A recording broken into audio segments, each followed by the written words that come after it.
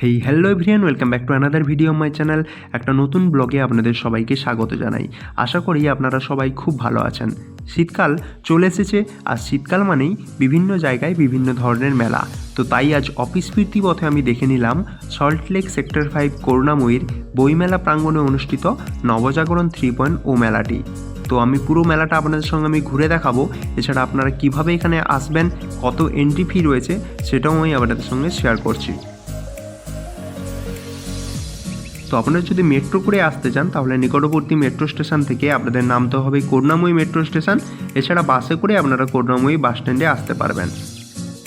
এই মেলা প্রাঙ্গণে রয়েছে অনেকগুলো এন্ট্রি গেট, যে কোনো এন্ট্রি গেট দিয়ে আপনারা কিন্তু কোনো ফি ছাড়াই আপনারা ঢুকতে পারবেন, অর্থাৎ এখানে কোনো এন্ট্রি ফি নেই। আপনারা ঢোকার পর দেখতে পারবেন পুরো মেলা প্রাঙ্গণটিকে এভাবে লাইটে সুন্দরভাবে ডেকোরেশন করা হয়েছে, যেটা আপনার মনকে কিন্তু আকর্ষণ করবেই।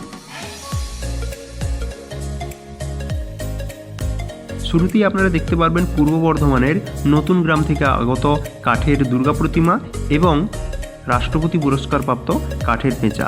দুর্গাপুজো শেষ হয়ে গেলেও ঢাকের আওয়াজ বাঙালির মনকে কিন্তু আকর্ষণ করেই। তো চলুন শুনে নিই একটু ঢাকের আওয়াজ।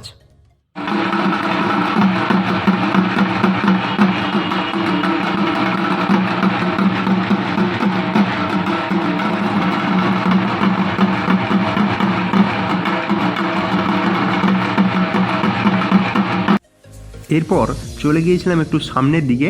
এখানে কিন্তু একটা স্টেজ করা হয়েছে বড়, যেখানে কিন্তু বিভিন্ন কালচারাল যে অনুষ্ঠানগুলো সেগুলো করা হচ্ছে, এবং ওপরে দেখতে পাচ্ছেন লেখা রয়েছে বাংলার নবজাগরণ বেঙ্গল রাইজিং 3.0।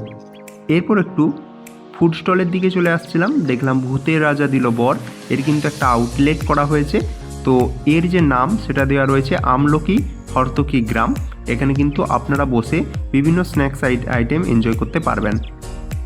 এখানে গাছগুলোকে দেখুন কি সুন্দর লাইট দিয়ে ডেকোরেশন করা হয়েছে, দেখতে খুব ভালো লাগছে। পুরো মেলা প্রাঙ্গণটিকে এখানে তিনটা সেকশনে ভাগ করা হয়েছে। একদিকে ফুড স্টল বসেছে, একদিকে হ্যান্ডলুমের বিভিন্ন যে দোকান সেগুলো বসেছে, এবং একদিকে কালচারাল যে অনুষ্ঠানগুলো সেগুলো কিন্তু হচ্ছে।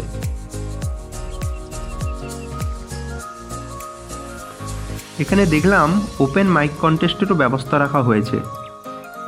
আর পুরো মেলা প্রাঙ্গণের যে জিনিসগুলো আমাকে সবথেকে বেশি ভালো লেগেছে তার মধ্যে এইটা হলো একটা। এটা কিন্তু আপনাদের যে ফ্ল্যাট যে ডেকোরেশন করা হয় ফ্লাওয়ার দিয়ে, তো সেগুলোর একটা ডেমো।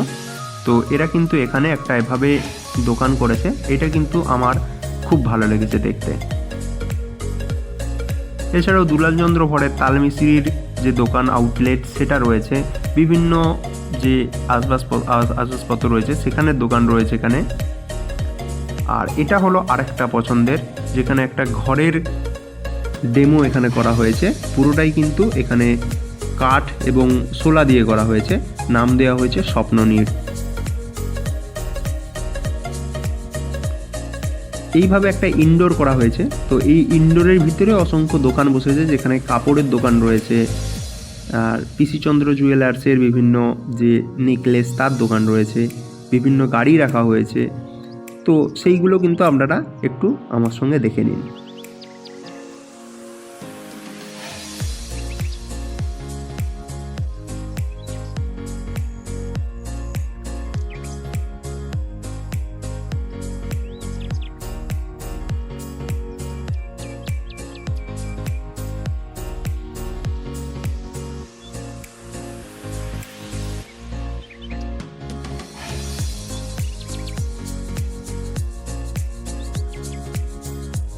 এই ঝর্ণাটি দেখুন, এটা লাইটে জল দিয়ে কি সুন্দর করা হয়েছে।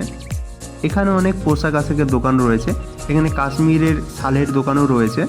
তো তারপর আমি একটা দোকান দেখলাম যেখানে গেঞ্জির উপর নানা ডিজাইনের লেখা রয়েছে, যেমন কাজ ফুরলেই পাজি, 5 মিনিটে আসছি। এটাও কিন্তু আমার দেখতে খুব ভালো লাগলো। তারপর এই দোকানটা এসেছিলাম, এখানে এটাও বাড়ি সাজানোর একটা জিনিসপত্রের দোকান। বিভিন্ন লাইটের যে কারুকার্য করা জিনিসপত্র কাঠের সেটা বিক্রি হচ্ছিল, তার সাথে সাথে কাঠের তৈরি নানা মূর্তি সেগুলো কিন্তু বিক্রি হচ্ছিল। আপনারা একটু দেখে নিন।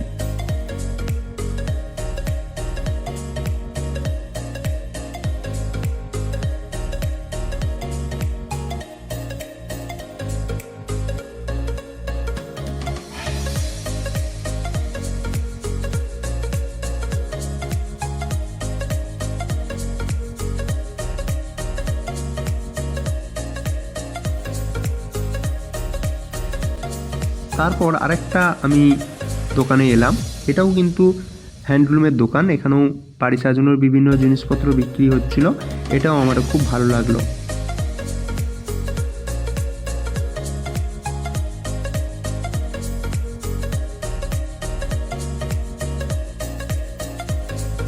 এইভাবে প্রায় আধ ঘন্টা একটা সময় আমি খুব সুন্দরভাবে কাটালাম। আপনারাও সময় সুযোগ করে কিন্তু চলে আসুন এখানে। ধন্যবাদ।